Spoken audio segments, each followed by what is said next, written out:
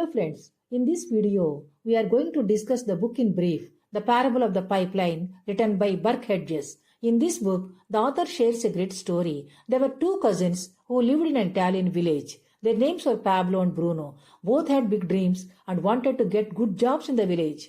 One day they got an opportunity. The village needed two people to fetch water from the nearby river in buckets to fill the village tank. The village had chose Pablo and Bruno and was ready to pay them a penny for every bucketful of water.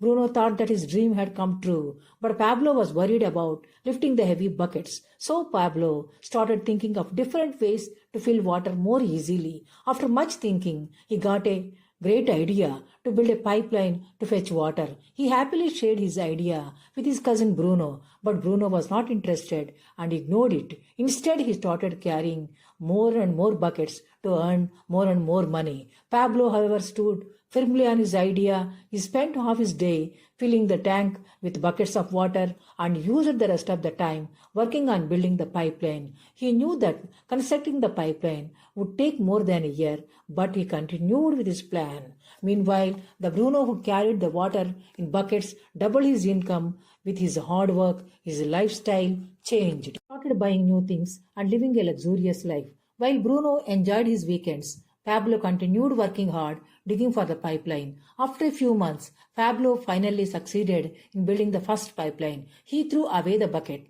With the pipeline, Pablo saved a lot of time and energy while filling the village tank with water. Over time, Bruno realized that his body was completely exhausted from carrying heavy buckets every day. He could no longer bring as much water as before. He became weak and people started calling him a loser. Meanwhile, Pablo hired workers to help expand his pipelines. He started building more and more pipelines in other villages. Instead of carrying buckets, he spent the idea of using pipelines to bring water from the stream to the village tank. As a result, Pablo started earning more and more money than before. Now, even if he didn't work, he still earned money. That means money started working for Pablo even while he was sleeping. Since the villagers now preferred using Pablo's pipelines over Bruno's buckets, Bruno lost his job. After listening to the story, you decide what to choose, a bucket career or a pipeline man. No school, no college,